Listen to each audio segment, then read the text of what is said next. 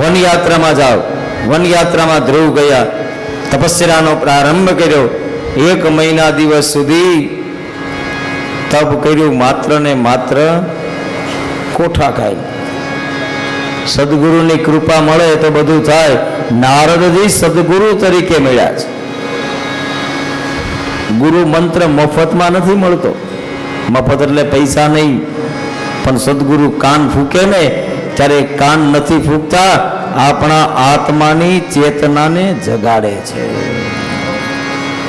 પરીક્ષા કરે. નારદે પણ પરીક્ષા કરી છે. નારદે ધ્રુવને એમ પણ કહ્યું કે ભાઈ એવી તારી માં બોલે છે તો એનું માનવું જરૂરી નથી. હજી તો તારી ઉંમર રમત રમવાની છે. લક્ષ્યામહ કુમારસ્ય સપ્તસ્ય ક્રીડનાદિષુ.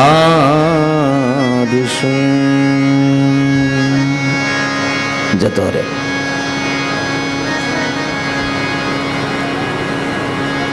દ્રઢ ભરોસો હતો ધ્રુવને. ગુરુને કહ્યું, બાપજી પગ પકડ્યા છે ને એ છોડવા માટે નથી પકડ્યા. પુનઃ કહું છું કે સમર્થ સદગુરુના ચરણ તમે પકડો ને તો ભરોસો રાખજો કે ગમે તે પરિસ્થિતિમાં એ ચરણ આપણા હાથમાંથી છૂટી ન જવો જોઈએ બાપ. અને ધ્રુવે કહ્યું, ભગવાનને પ્રાપ્ત કરવાની ઈચ્છા છે, જગતના બાપના ખોળામાં બેસવું છે. મારી માએ મને કહ્યું છે. આવો શિષ્ય બીજે ક્યાં મળે? નારદજીના પરમ 2 શિષ્ય, એક શિષ્યનું નામ છે ધ્રુવ છે અને બીજા શિષ્યનું નામ છે પ્રહલાદ છે. પરમ ભાવ શિષ્ય.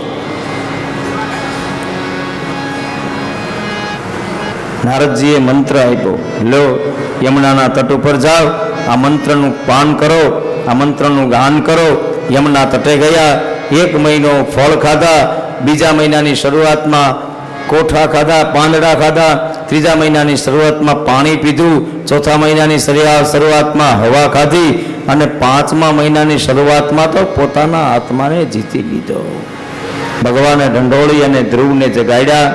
વરદાન માગો, શું જોઈએ છે? અને ધ્રુવ ભગવાનની આગળ વરદાન માગે છે, હે સર્વશક્તિથી સંપન્ન પરમાત્મા, જો તમે મને માગવાનું કહો છો તો હું માગું છું. હે પરમાત્મા, મારું અંતઃકરણ હંમેશા શુદ્ધ રાખજો બસ. પ્રભુને રહેવાનું મન થાય એવું હૃદય બનાવો મારું. ધ્રુવને તથાસ્તુ કહ્યું. પરમાત્માના વચનને સિદ્ધ કરી ધ્રુવ પાછા ફર્યા. ઉતાનપાદ અને ધ્રુવનો મેળાપ થયો.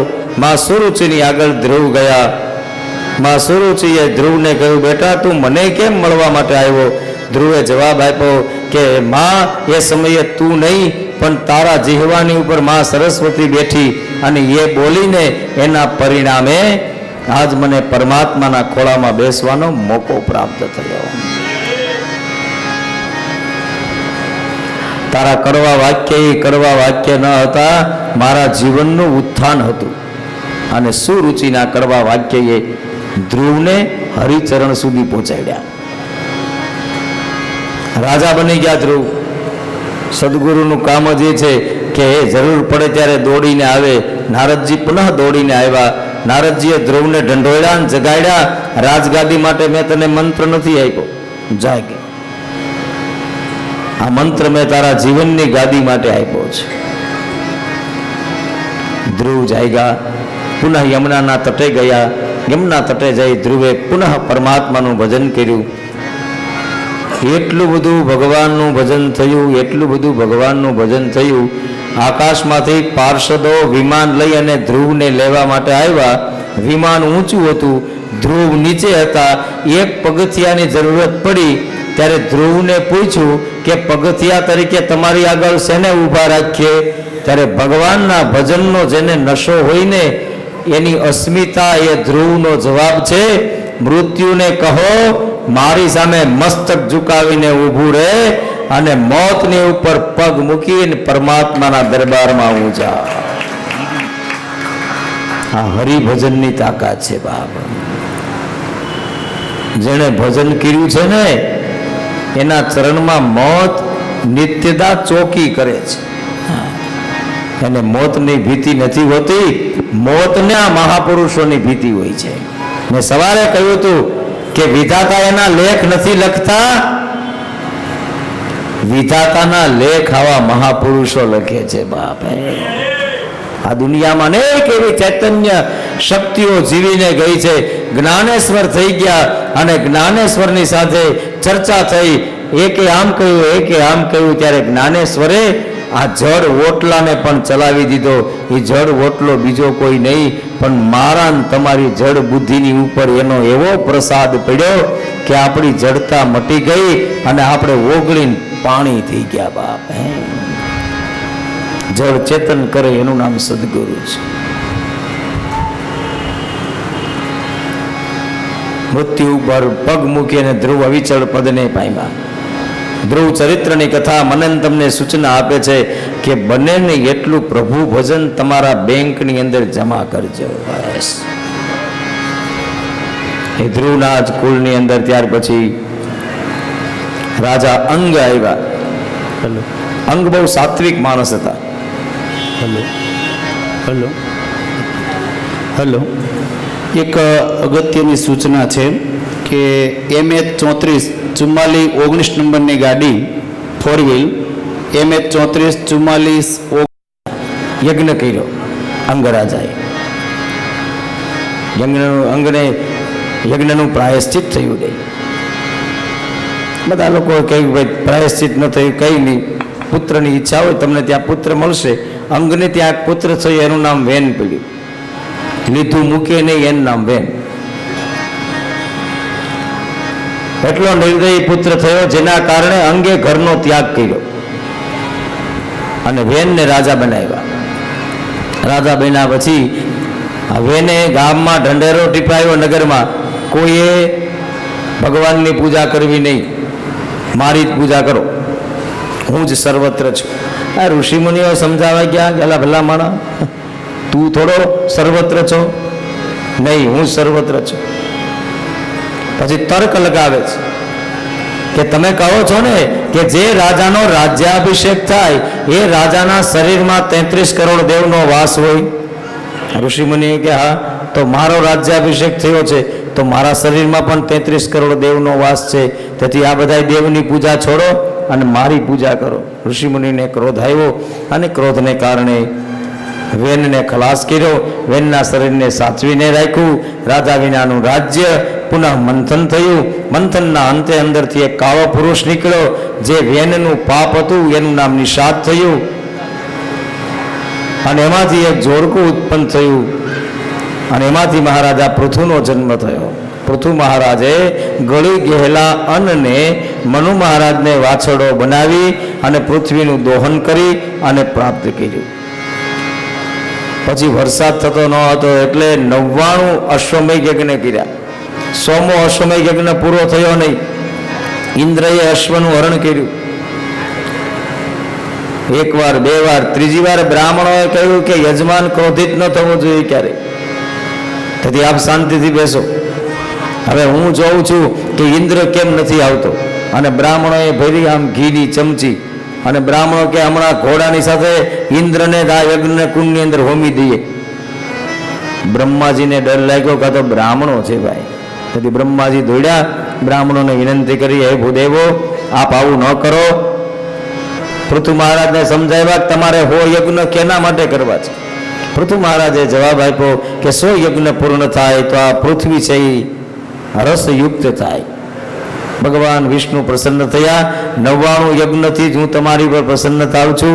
જાઓ, મારું વરદાન છે, નિકામે નિકામે ન પર્જન્યો વર્કતુ ફલિન્ય ઔષધ્ય પચ્યંતામ યોગક્ષેમો ન કલ્પતામ. જાઓ, પૃથ્વીની પૂજા જે લોકો કરશે ને એ ભૂમિની અંદર ક્યારેય એ ભૂમિ અન્ન વગરની નહીં જાય. અને એ પૃથ્વી પૂજાના દિવસને જ અખાત્રીજનો દિવસ કહેવાય છે. પરમાત્માની કૃપા આજનો દિવસ અખાત્રીજનો દિવસ છે. વિજ્ઞાને સાબિત કર્યું છે કે બળદના પગની અંદરથી આજ આખો દિવસ નાઇટ્રોજન તત્વ વધારે નીકળે. એના કારણે આખો દિવસ બળદને આપણે ભૂમિમાં ચલાવીએ છીએ અને ભૂમિ છે એ ફળદ્રુપ બને છે. મહારાજા પૃથ્વીએ પ્રજાને ઉપદેશ આપ્યો, બધી પ્રજાને કહ્યું કે હવે આ બધું મેં તમને તૈયાર કરીને આપ્યું છે, એની જાળવણીની જિમ્મેદારી તમારા હાથમાં છે. તેથી એક આચાર સંહિતા બનાવી મહારાજા પૃથ્વીએ, આવી રીતે જીવો, આમ કરો, આમ ચાલો. અને હું ઘણી વાર કહું છું કે 50,000નું સામાન્ય વાહન લ્યો ને તો એની સાથે એક બુક આપે ને, જેમાં માર્ગદર્શન હોય કે આને આમ ચલાવજો, આવી રીતે આ સમયે આને આમ રાખજો, જેથી કરીને આપણું વાહન ખરાબ થાય નહીં. એવી રીતે છે ને મહાપુરુષો જ્યારે આ ધરાની ઉપર આવે ને એ પણ આપણા જીવનમાં આચાર સંહિતા આપે છે કે આમ જીવજો, આવી રીતે રહેજો, આવું વર્તન કરજો. મહારાજા પૃથ્વીએ મહાપુરુષ તરીકે પ્રજાને ઉપદેશ આપ્યો. પ્રજા બધી સંમત થઈ. પ્રજાએ નિર્ણય કર્યો કે જેનો રાજા સારો છે એનું રાજ્ય સારું થાય. પછી મહારાજા પૃથુના દરબારમાં સનકાદિકો આવ્યા અને સનકાદિકોએ મહારાજા પૃથુને શિક્ષણ આપ્યું. મહારાજા પૃથુ તપસ્યા કરવા માટે જતા રહ્યા અને મહારાજા પૃથુનું પરલોક ગમન થયું. પૃથુની વંશ પરંપરામાં પ્રચેતાઓ જન્મ નારાયણ સરોવરમાં ઊભા શંકર ભગવાનનું ધ્યાન કર્યું, જે ભાગવતમાં રુદ્રગીત તરીકે પ્રખ્યાત થયું. શંકર ભગવાનના જે પૂજા કરે છે એના અપરાધો ભગવાન શિવ ક્ષમા આપે છે. ત્યાર પછી ભાગવતમાં આ પ્રચેતાઓને આત્મજ્ઞાન આપવા માટે મહર્ષિ પ્રચેતા હતા, એને પુનરંજન આખ્યાન વર્ણવે છે. પુનરંજન નામનો રાજા હતો. પછી એક વખત ફરતા ફરતા હિમાલયમાં ગયો. હિમાલયમાં ગયા પછી એને એક નવદ્વારની નગરી મળી, એમાં એ રહ્યો. એને એક મિત્ર હતો, એનું નામ હતું અવિજ્ઞાન નામના આ મિત્રની સાથે જોડાણો. 5 ફણાવાળો સર્પ હતો, એ આ નગરની રક્ષા કરતો હતો. 5 વાયુ, પ્રાણ, અપાન, વ્યાન, ઉદાન અને સમાન. અને નવનગરી બીજી કોઈ છે નહીં, પણ આ શરીર જ નવનગરી છે. અને પુનરંજન પણ બીજો કોઈ છે નહીં, એની અંદર બેઠેલો આત્મા છે. અને કાળ કન્યાના પ્રેમમાં પડે છે. અને કાળ કન્યા જ્યારે આવે છે ને ત્યારે 100 માણસોને સાથે લઈને આવે છે. અને 100 માણસોને સાથે લઈને આવે એનો અર્થ જ બતાવ્યો 100 વર્ષ પૂરા થઈ ગયા. અને 100 વર્ષ પૂરા થઈ ગયા પછી પુત્ર વાહલો પત્ની વાહલી વાહલામાં ગુલતાન છે, હું અને મમતામાં ભૂલ્યો તને એનું ક્યાં ભાન છે. પછી કાળે જાલી ચોટલી ત્યાં તો વાલો ને વાલી ગઈ, આ જરા આવી જુવાની હાથ તાલી દઈ ગઈ. પછી જે 5 ફણાવાળો સર્પ હોય ને એની ધમણ પણ ધીમી પડી જાય, શ્વાસની ઘેરા રૂંધાઈ જાય. પુનરંજનનું આખ્યાન વર્ણવી અને આત્મજ્ઞાન આપવામાં આવ્યું. પ્રચેતાઓને ભગવાન વિષ્ણુનું સ્મરણ કરાયું. ભેગા મળીને પ્રચેતાઓએ ભગવાન વિષ્ણુની સ્તુતિ કરી. અને અહીંયા ભગવાન વિષ્ણુની કૃપાથી પ્રચેતાઓ મુક્ત ગતિ સુધી પહોંચ્યા. 5મો સ્કંદ સ્થાન લીલા, 26 અધ્યાય, 648 શ્લોક. મનુ મહારાજના પુત્ર પ્રિયવ્રતની કથા, નાભી રાજાનું ચરિત્ર, ભગવાન ઋષભદેવનું ચરિત્ર, જડ ભરતની કથા અને ભવાટવીનું વર્ણન. સુખદેવજી મહારાજ કથા કહે છે, ઋષભદેવના અવતારનું વર્ણન કર્યું છે. ઋષભદેવ છે ને એ જૈનનું પેલું તીર્થાંકન હતું. જૈન સંપ્રદાયને શરૂ કરવામાં પહેલો કોઈ તીર્થાંકન થયું, એ તીર્થાંકનનું નામ ઋષભદેવ છે. અને ઋષભદેવે સંતાનોને બોલાવીને કહ્યું કે આ શરીર કાયમિક ટકવાનું નથી. 5મા અધ્યાયમાં ઋષભદેવ પોતાના સંતાનોને ઉપદેશ આપે છે. નાયમ દેહો દેહ ભાજામ નૃલોકે કષ્ટાન કામ નહતે વિંગભુજામ્યે તપો દિવ્યમ પુત્રકાયેન સતવમ શુદ્ધેય અસ્માદ બ્રહ્મસૌખ્યમ અનંતમ. દીકરાઓને આત્મજ્ઞાન આવ્યું, 100 સંતાન હતા, 99 છટકી ગયા, એકને લાગ્યું, અને એકને લાગ્યું એનું નામ હતું ભરત. ગંડકી નદીના તટ ઉપર ભરતે આશ્રમ બાંધ્યો. આશ્રમમાં ભરત રહે છે, માનસી પૂજા કરે છે ભરત. માનસી પૂજાની એ સ્થિતિ હોય છે કે મન એક વખત તમારું લાગી ગયું પછી એમાંથી મનને છોડાવવું બહુ કઠણ પડે. ચિત્ત એકાગ્રતા, જેને આપણે બધા કોન્સન્ટ્રેશન કહીએ છીએ, કે ચિત્તને ભગવાનમાં જોડો. અને ચિત્ત ભગવાનમાં જોડાય ને, જ્યારે ચિત્ત જોડાય ત્યારે આપણા મનમાં આમ 5 મિનિટ થઈ પણ 5 કલાક જતી રહી હોય. આ ભરતને માનસી પૂજા હતી. ગંડકી નદીના તટ ઉપર ભરત માનસી પૂજા કરી રહ્યા હતા, અને એ સમયે ત્યાં એક હરણનું ટોળું પાણી પીવા માટે આવ્યું. સિંહની ગર્જના થઈ, હરણનું ટોળું છલાંગ મારીને જવા ગયું. એમાં એક હરણી હતી, અને આ હરણી છલાંગ મારવા ગઈ એ સમયે હરણીના પેટમાંથી બચ્ચાને મુક્તિ મળી, પણ હરણીનું મૃત્યુ થયું. આ બધું દ્રશ્ય ભરતની સામે બન્યું, અને ભરતની સામે દ્રશ્ય બનવાના કારણે ભરત દોડ્યા, હરણના બચ્ચાને તેડી અને ઘરે લઈ આવ્યા, આશ્રમમાં લઈ આવ્યા. આશ્રમમાં હરી છૂટી ગયો અને હરણના બચ્ચામાં આસક્તિ લાગી ગઈ. બાપ ધ્યાન રાખજો, ક્યાંક આસક્તિ હરિનો હાથ ન મુકાવી દે. અતિ સર્વત્ર વર્જ્યતે. એટલી બધી આસક્તિ, એટલી બધી આસક્તિ. એક દિવસ એવી ઘટના ઘટી કે હરણનું બચ્ચું આશ્રમ છોડીને જતું રહ્યું. ક્યાં ગયું છે, ક્યાં ગયું છે, ક્યાં ગયું છે? એટલા બધા વિરહ વ્યાકુળ બન્યા કે હરણ હરણ હરણ હરણ કરતા એનું મૃત્યુ થયું. બીજો જન્મારો હરણનો થયો. શાસ્ત્ર સમજાવે છે, અંત સમયે તમે જેનું સ્મરણ કરો ને, બીજો જન્મારો ભગવાન તમને એનો આપે. એક ભરોસો પાકો છે કે નાગનાથ મહાદેવના સાનિધ્યમાં આ મહાપુરુષે 3 વાર રામ રામ રામ કીધું છે, એટલે હવે ગમે ત્યારે રામ બનીને આવશે. આ તો વેદની ઘોષણા છે, કીટ ભમનનો સિદ્ધાંત છે. મેં કથામાં કહ્યું હતું કે મહાપુરુષને પાછા ધરા ઉપર લાવવા હશે ને, તો કોક માને કુંવરબાઈ થવું પડશે, અને કોક બાપને કાનજી થવું પડશે. બાપ ત્યારે પુનઃ હરિરામ આ ભારતની ભૂમિમાં ભક્ત રાજ બની અને મારા તમારા જેવા અનેક પામર જીવાત્માઓનું કલ્યાણ કરવા માટે આવશે. આ મહાપુરુષે કોઈને બોધ આપ્યો નથી, જિંદગી જીવીને મને તમને બતાવ્યું છે કે એક વખત રામ નામની ઔષધિ ખરી નીતિથી તમે તમારા જીવનમાં ખાવા લાગો ને, તો અંગની પીડા નહીં, મહારોગ મટી જાય. સદગુરુ ऐसा कीजिए जैसे पूनम चंद, तेज करे पण तपे नहीं, उपजावे आनंद.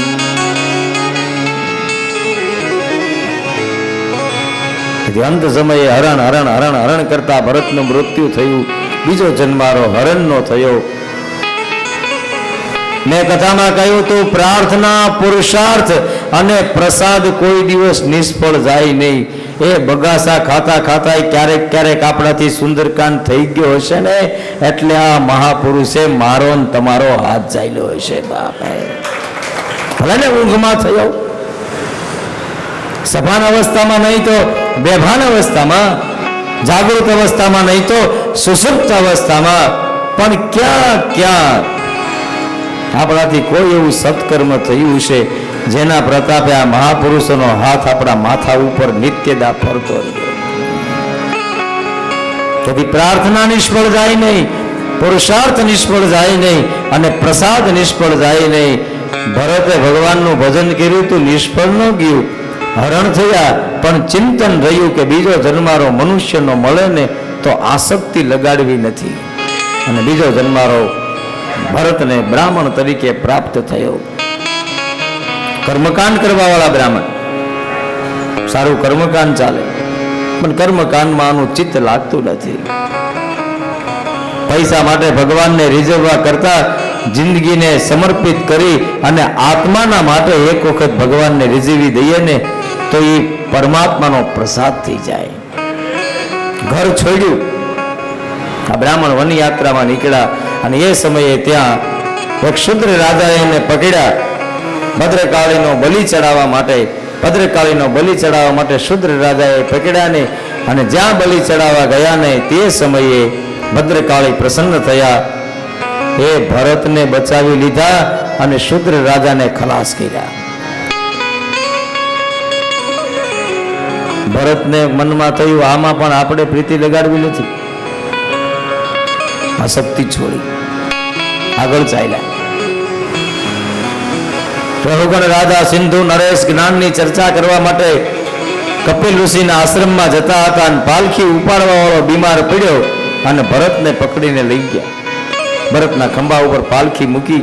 આ તો સંત હૃદય છે બાપ. અને સંત છે ને એ કોઈ પણ જીવનું અહિત ક્યારેય કરતા નથી. રાતે સુવે ને હાથ જોડી પથારીમાં બેસી અને પરમાત્માને એક જ પ્રાર્થના કરે, સર્વે અત્ર સુખીના સંતો સર્વે સંતો નિરામય સર્વે ભદ્રાણી પશ્યંતુ મા કશ્ચિત દુઃખ માપ્નુયાત.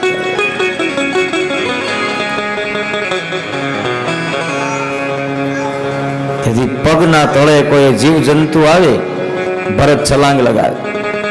રહુગણ રાજા પડતા પડતા રહી જાય. પાલખીને અટકાવી. ખબર છે હું કોણ છું? સિંધુ નરેશ, મારું નામ રહુગણ છે. જ્ઞાનની ચર્ચા કરવા માટે કપિલ ઋષિના આશ્રમમાં જાઓ છો અને આવી રીતે તમે પાલખીને ઉપાડીને લઈ જાઓ છો. આજ દિવસ સુધી જે બ્રાહ્મણનું મૌન હતું ને એ મૌન તૂટ્યું અને આ બ્રાહ્મણે રહુગણ રાજાને ઉપદેશ આપ્યો. ત્વયોદિતમ વ્યક્તમ અવિરમ લબ્ધમ ભરતુઃ સમે સ્યાદ યદિ વીર ભારઃ ગંતુરવેદી 10મા અધ્યાયનો 9મો શ્લોક. ગંતુર યદિ સ્યાદધિગમ્ય મદવા પીવેતિ રાગનો ન વિદામ પ્રવા.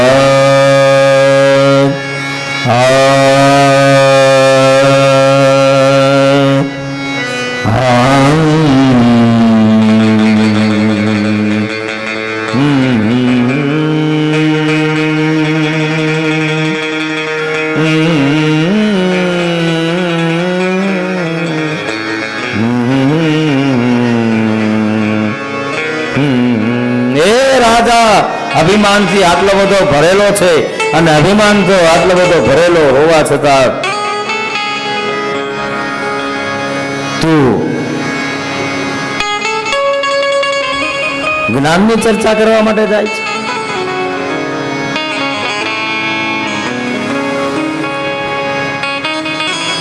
શબ્દોમાં બહુ તાકાત છે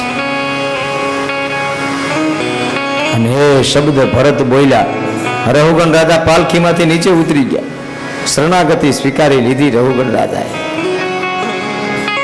બાપજી, કપિલ ઋષિનો આશ્રમ તો મને બહુ દૂર લાગે છે. હવે આવ્યા છીએ ને તો સ્વીકાર કરો. આત્મજ્ઞાન આપો. પછી ભરત આત્મજ્ઞાન આપે છે. રાજા રહુગણને ઉપદેશ કરે છે. રાજા, ઋષિનો સમાગમ થાય ને ત્યારે સત્સંગની પહેલી અસર જીવના સ્વભાવ ઉપર પડવી જોઈએ. રાજા, સત્સંગની બીજી અસર તમારા દ્રવ્ય ઉપર પડવી જોઈએ. રાજા, સત્સંગની ત્રીજી અસર તમારા હૃદયના ભાવ ઉપર પડવી જોઈએ.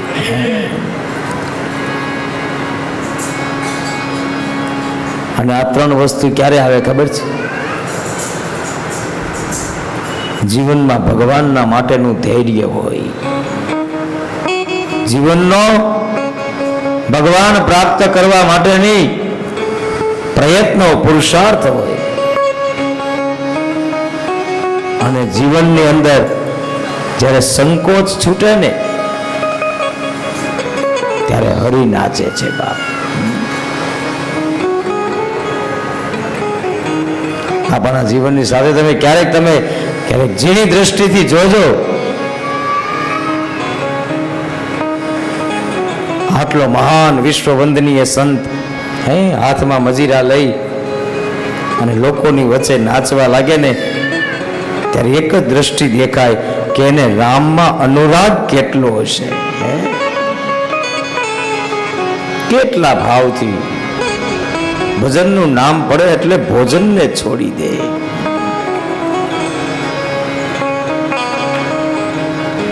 કોઈ એમ કે બાપાને ભૂલી જાવ તો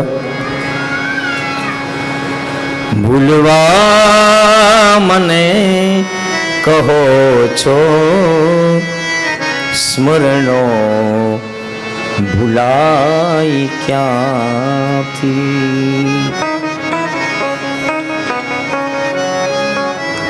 હું ચાતક બનીને બેસું વર્ષાની રાહ જોતું,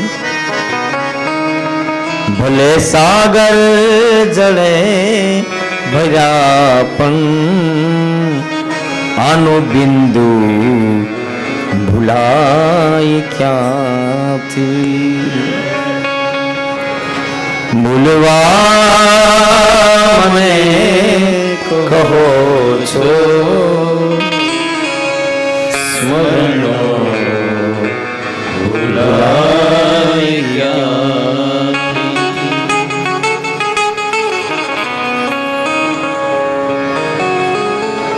પુનિત મહારાજનું પદ રોજ ગવરાવું છું, ફરી વખત ગાવ બાપાને યાદ કરી.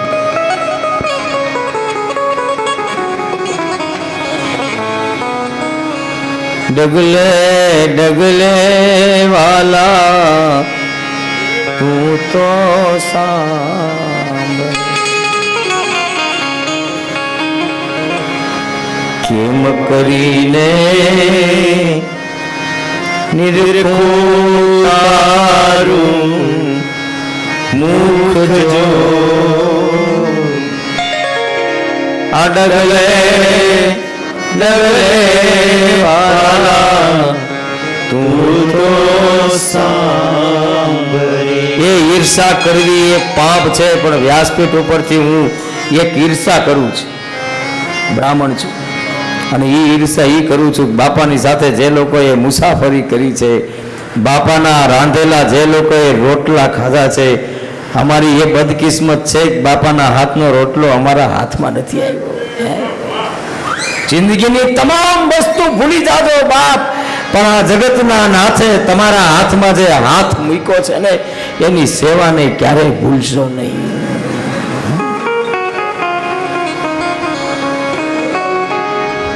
એ કેવી યાત્રા હશે. એ ટ્રેનના સેકન્ડ ક્લાસમાં મહાપુરુષ હોય અને રોટલાની ઝોળી લઈને બધાને જમાડતા હોય અને એક અવધૂત જોગી ભૂખાના પેટની અંદર અન્ન નાખતો હશે, ત્યારે મને એમ લાગે છે કે એ સમયે રામે હોતે ને એનું મોઢું ટાંકી દીધું છે. એ સમયે રામને એમ થયું છે કે આજ હું દરિદ્ર નારાયણ હોત ને તો આ સદગુરુનો રોટલો મારા હાથમાં આવત. અને ત્રીજી વાર વાત કરું છું, એક હરિપરિવાર કાન ખોલીને સાંભળજો બાપ. હું તમારી જ નાવમાં બેઠેલો એક નાનો એવો ઇન્સાન છું. બોલી શકું કે ન બોલી શકું મને ખબર નથી, પણ બાપાનો હાથ આપણા હાથમાં આવ્યો છે ને હવે આની બદલીમાં રામ શિવ કે કૃષ્ણ આવે ને તોય નથી જોતા. કેવલ ને કેવલ અમને અમારો હરિરામ જોઈએ છે. એમ કરીને નિરખું તારું મુખ જો વાલા ડગલે ડગલે વાલા તું તો સાંભળે. ત્રણેય કડી શ્રેષ્ઠ છે આની, પણ બીજી કડી વિયોગ દુખો શબ્દે સમજાવા એ તું જાણે ને હું જાણું એ દુઃખ જો વાલા તું જાણે ને હું જાણું એ દુઃખ જો ડગલે ડગલે વાલા તું તો સાંભળે પુનીત મરસે અંતે દર્શન કારણે પુનીત મરસે અંતે દર્શન કારણે દયા કરીને દર્શાવો તમ રૂપ જો દયા કરીને દર્શાવો તમ રૂપ જો ડગલે ડગલે વાલા તું તો સાંભળે જીવનનો બોધ મને ને તમને જીવીને બતાવ્યો ન કોઈ મઠાધિપતિ ન કોઈ ગાદીપતિ સદગુરુ જીવન જીવીને બતાવે છે બ્રાહ્મણ ભરતે રઘુગણ રાજાને બતાવ્યું કે ખાલી પડી જા એ ભગવાનના સાનિધ્યમાં વાગવું હોય ને તો એક વખત ખાલી બની જાઓ રાજા દેહની શુદ્ધિ ને દેશની શુદ્ધિ ઈશ્વરની કૃપા હોય તો મળે છે જે ભારતમાં જન્મ થયો એ ભારતમાં અવતારો નાચવા માટે તલપાપડ થાય છે અને એ ભારતની ભૂમિમાં આપણો જન્મ થયો છે જંતુ નામ નર જન્મ દુર્લભા અને એમાં ભારત નર જન્મ દુર્લભા દાદા સારી કાયા મળી છે દેહ સારો છે દેશ સારો છે તો કુછ પ્રભુ ભજન કર લે અને ભરતે રઘુગણ રાજાને આત્મજ્ઞાન આપ્યું ગ્રહ નક્ષત્રની સ્થિતિનું વર્ણન કર્યું રઘુગણે નિર્ણય કરી લીધો કે હવે કપિલ ઋષિના આશ્રમમાં જવાની જરૂર નથી મને એમ લાગે છે કપિલ ભગવાને જ મારા સાનિધ્યમાં આ સદગુરુને મોકલા છે બાપ એક જગ્યાએ પલોઠી વાળીને બેસી જાવ ને તો તમારે સદગુરુને શોધવા ન જવા પડે એ સદગુરુ ચાલતા ચાલતા તમારા દરવાજા ઉપર ટકોરા મારે રઘુગણ રાજાની ઘટના એવી જ બની રઘુગણ રાજાને ભરતે આત્મજ્ઞાન આપ્યું ભવાટવીનું ભાગવતમાં વર્ણન થયું છે અને ભવાટવીના વર્ણનમાં કયો ગ્રહ છે કેટલો દૂર છે ખગોળ અને ભૂગોળનું વર્ણન કરી દેશની શુદ્ધિ ભાગવતમાં 2 વખત ગંગા અવતરણની કથા છે એક ગંગા અવતરણની કથા અહીંયા ભરત ગાય છે અને એક ગંગા અવતરણની કથા સુખદેવજી મહારાજ ગાય છે સમર્પણ કર્યું શ્રુત્વા સ્થૂલમ તથા સૂક્ષ્મમ રૂપમ ભગવતો યતિ સ્થૂલે નિર્જ આત્માનમ સને સૂક્ષ્મમ ધિયા નયે દીતિ જડ ભરતે આત્મજ્ઞાન આપ્યું રઘુગણ રાજાને રઘુગણ રાજાના જીવન ચરિત્રની કથાનું વર્ણન કરી નામનો મહિમા વર્ણવતા અજામિલ પાતકીની કથા છે એક નર્તકીના પ્રેમમાં પડેલ અજામિલ એટલો બધો પ્રેમવશ થઈ ગયો કે અજામિલ શિવને છોડી દીધા અને પેલી નર્તકીએ શિવને પકડી લીધા અને સંતોએ માગણી કરી તમારે ત્યાં પુત્રનો જન્મ થાય એનું નામ નારાયણ રાખજો જાઓ મારું વચન છે મારે ત્યાં પુત્ર આવશે એનું નામ નારાયણ રાખીશ પુત્રને બોલાવવાના હેતુથી નારાયણ નારાયણ નારાયણ નારાયણ નારાયણ નારાયણ નારાયણ ન ખબર પડતા નામનો મહિમા વધી ગયો અને નામ સમોવડ કો નહીં જપ તપ તીરથ યોગ નામે પાતક નાશ છે એ નામે નાશે રોગ અને નામ મિલાવે રૂપ કો જો જન ખોજી હોય વિશ્વાસે હરી મિલે લોહા ભી કંચન હોય અને એ અજામિલે નામનો મહિમા ગાયો અંત સમય આવ્યો યમના દૂતોએ ગળામાં ફાંસો નાખ્યો ડરી ગયેલા અજામિલે પુત્રને બોલાવવાના હેતુથી એક નાદ કર્યો નારાયણ ગગનભેદી અવાજ વૈકુંઠના દરબારમાં ગયો અને પાર્ષદોની સાથે ભગવાન નારાયણ આવ્યા. યમના દૂતોનો અને પાર્ષદોનો સંવાદ અને પછી ભગવાન નારાયણનો અને યમરાજાનો સંવાદ થયો. અને અજામિલ સુતા સુતા આ બધું જોવે છો. અને અજામિલના મનમાં થયું, રબ તેરી મહેરબાની કા है बोझ इतना, मैं तो उठाने के काबिल नहीं हूँ, मैं या तो गया हूँ मगर जानता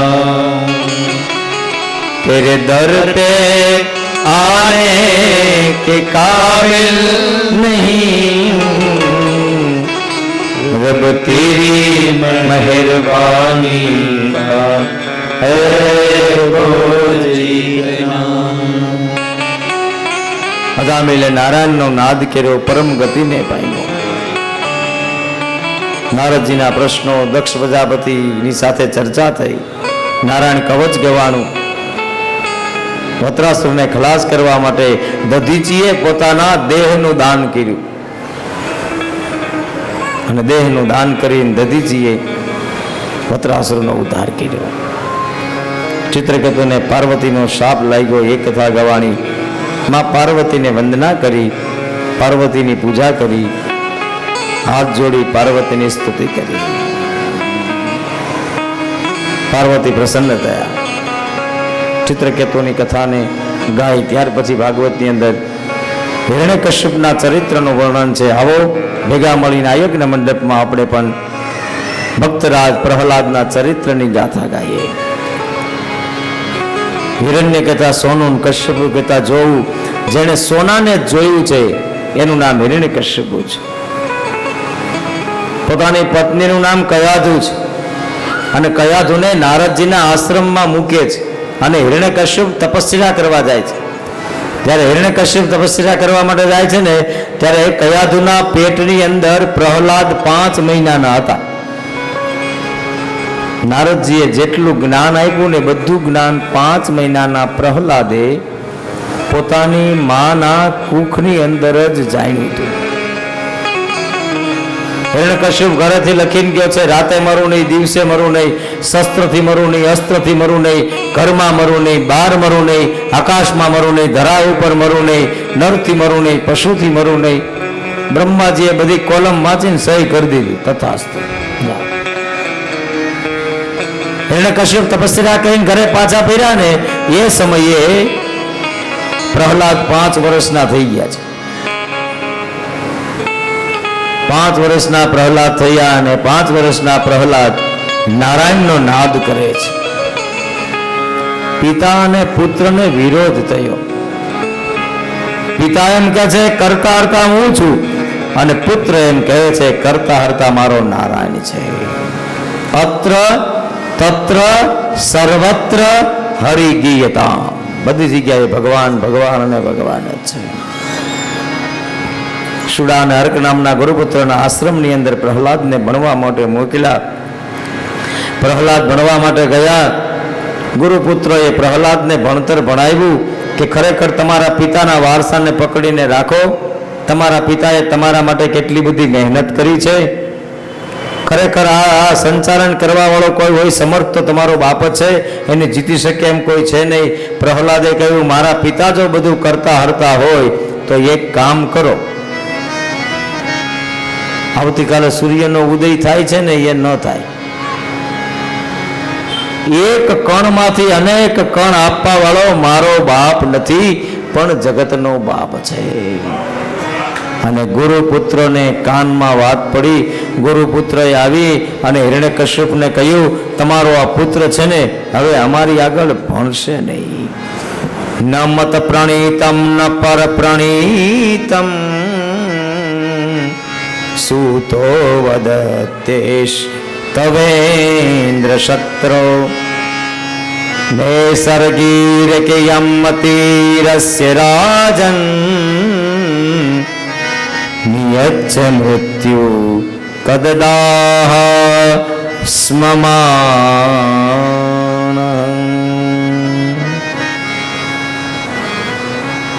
પ્રહલાદ ગુરુપુત્રને પૂછે છે કે મતિની ગતિ કોઈ સ્થિર થાય એવી જગ્યા હોય તો કેવલ ને કેવલ નારાયણ શરણ જ છે. બિનુ સત્સંગ વિવેક ન હોય, રામ કૃપા બિનુ સુલભ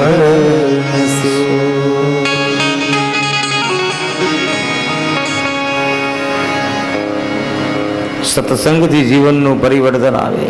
મારો નારાયણ મતિને સ્થિર કરે છે. તારો નારાયણ કઈ કરતો નથી. હિરણ્યકશ્યપ કે કરતા હું છું. બહુ નારાયણ નારાયણ કરવાનું કારણ નથી. ઘરમાં ગુરુપુત્રના આશ્રમમાં પુનઃ ભણવા માટે મોકલે છે. પ્રહલાદે મનમાં વિચાર કર્યો, અત્યાર સુધી મેં બધું શિક્ષણ આપ્યું ને એ શ્રવણ શિક્ષણ હતું, થોડુંક કીર્તન શિક્ષણ થાય તો મજા આવે. અને પ્રહલાદે હાથમાં કરતા લીધી. ગુરુ આશ્રમના ચોગાનમાં પ્રહલાદ આવ્યા. નારાયણનો ગગનભેદી નાદ થયો. એક પછી એક, એક પછી એક, એક પછી એક, એક પછી એક.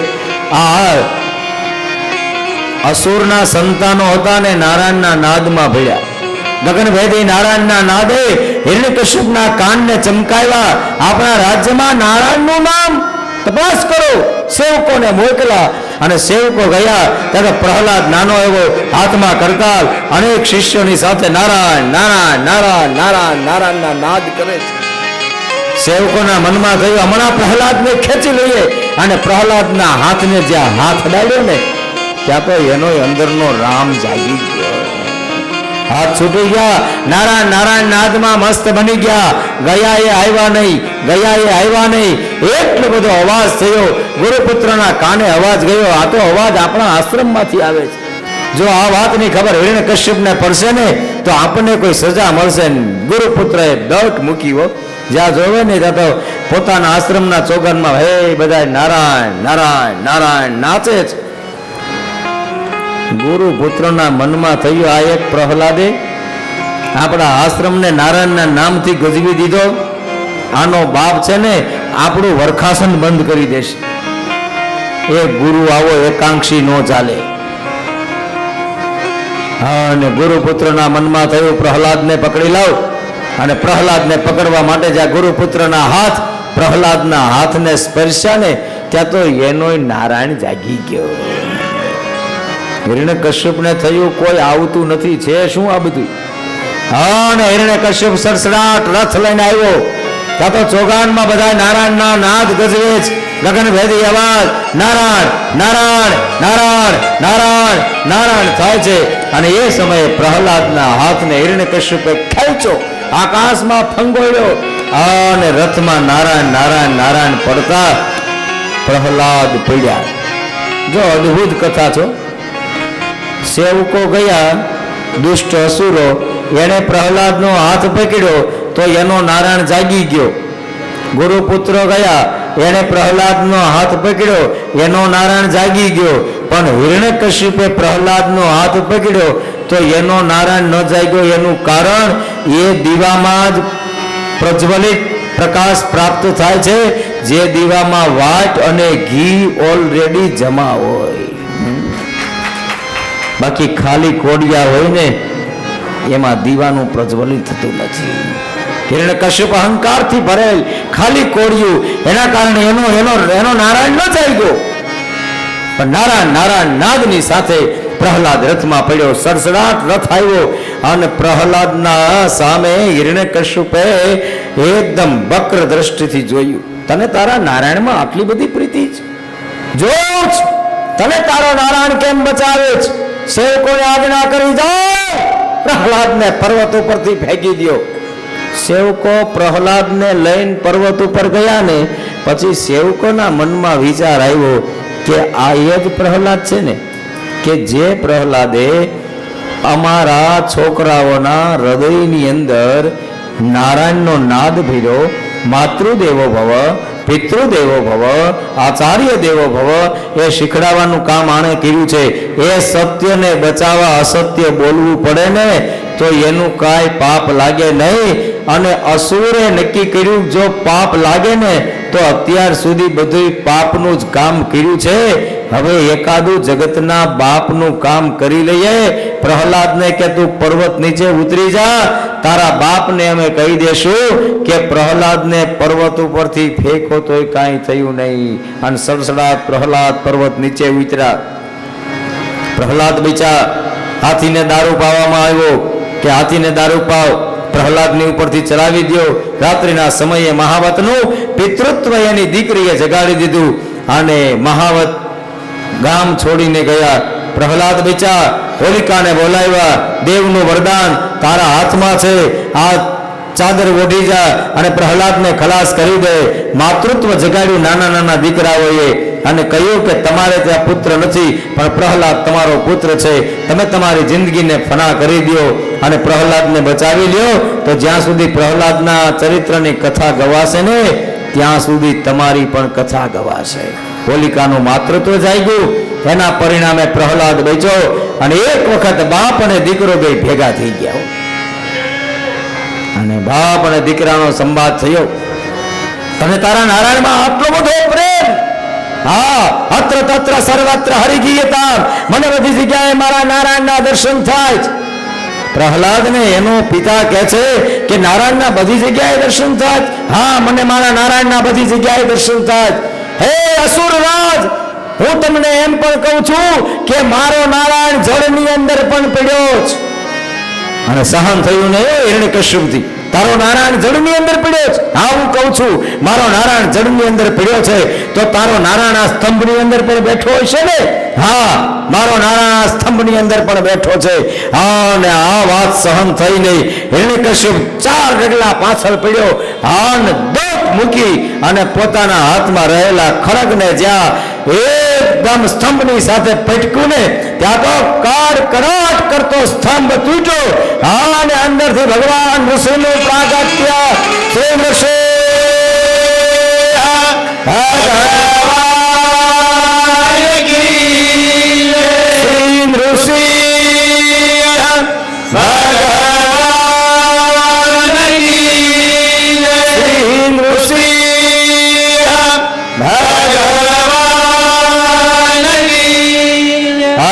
હિરણ્યકશ્યપ દોડવા ગયો.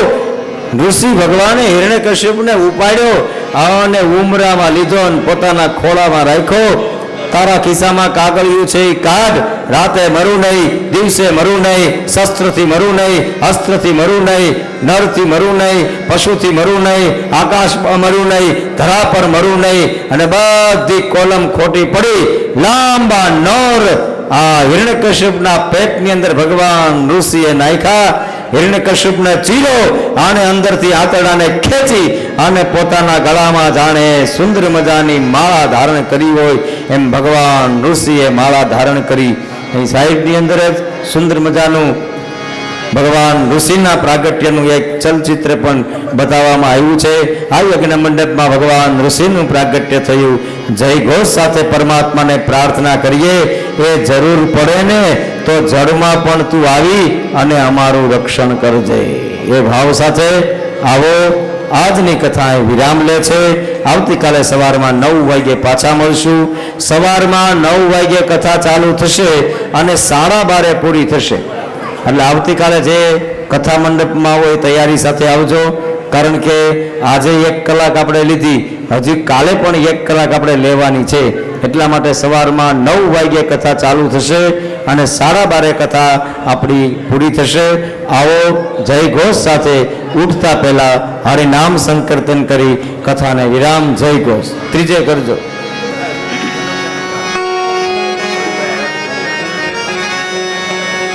श्री बालकृष्ण लाल की। देना हो तो दीजिए जन्म जन्म का साथ, देना हो तो दीजिए जन्म जन्म का साथ। मेरे सिर पर रख गिरधारी, मेरे सिर पर रख गिरधारी, मेरे सिर पर रख बनवारी, मेरे सिर पर रख बनवारी।